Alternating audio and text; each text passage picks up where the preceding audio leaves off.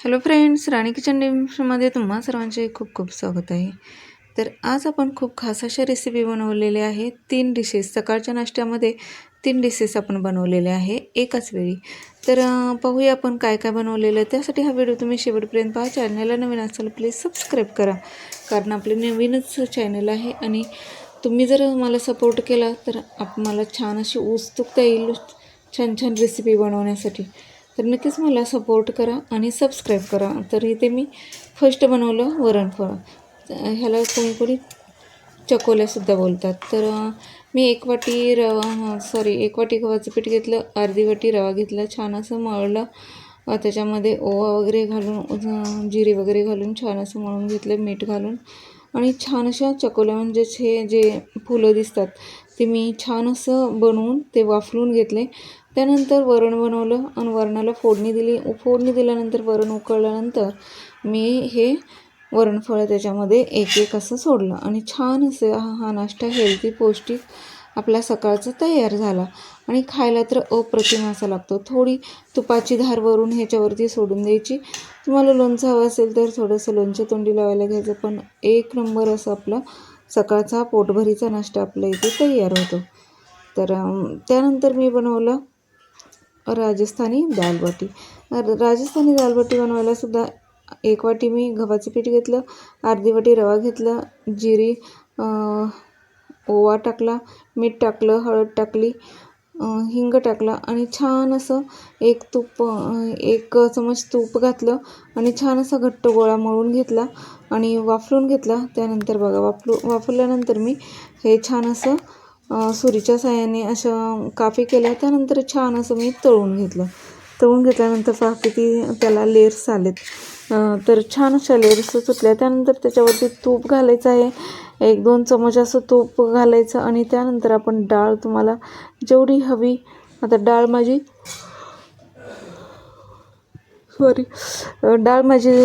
थोडीशी घट्ट झाली तर मी ते तूप घातलं वरून आणि छान असं सर्व केलं डिशमध्ये.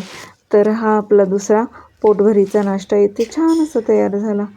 तर खूप छान अशा डिशेस आपल्या झाल्या आणि दुपारचं जेवण नको वाटायला लागलं जेवायला, एवढा सकाळचा हेल्दी नाश्ता इथे आपण पोटभरीचा झाला. त्यानंतर मी पोहे बनवले. सर्व एक एक डिशेस सर्वांना दिल्या, थोडंसं करून सर्वांचं पोट भरलं. दुपारचं जेवण काही बनवलंच नाही. मग बनवले पोहे. पोहेसुद्धा अप्रतिम असे झालेले, कारण पोह्यामध्ये सुद्धा दडपे पोहे जे करतात तशा मी हे दडपे पोहेसारखेही मी बनवले. अगदी चविष्ट असे हे पोहे झाले होते. तर ओले शेंगदाणे छान असे तळून घातले होते आणि त्यानंतर छान अशी फोडणीला दिली होती. फोडणीला दिलं आणि छान असं आपल्या इथं पोहा तयार झाला. तर अशा 3 डिशेस आपल्या इथे छान अशा तयार झाल्या आणि मस्त असं पोट भरेपर्यंत एक एक प्लेट सर्वांनी खाल्ली.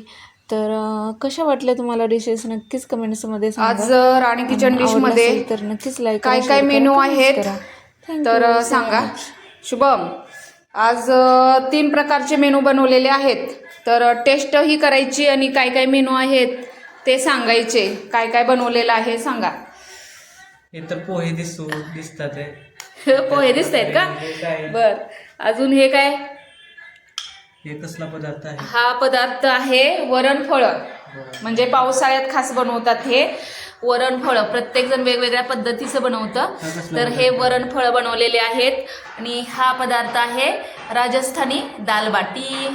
अजून हवं का? दाल हवी का? दाल नको ना? तर मग दालबाटीची टेस्ट सांगा. पोहेची माहीतच आहे, तर दालबाटीची टेस्ट सांगा. वरणफळं कशी झाले ते सांगा, कारण पावसाळ्यात पारंपरिक पद्धतीने वरणफळं बनवली जातात. कसं आहे? गरम गरम झकास. सांगा कसं आहे? एक नंबर. बर, वरणफळं कशी झालेत? गरमागरम छान झाले का? मग आपल्या राणी किचन डिशला सबस्क्राईब, फॉलो आणि शेअर करा. आणि मस्त खा, स्वस्त राहा. सांगा असं झालंय म्हणून इकडे. ओके, थँक्यू, धन्यवाद.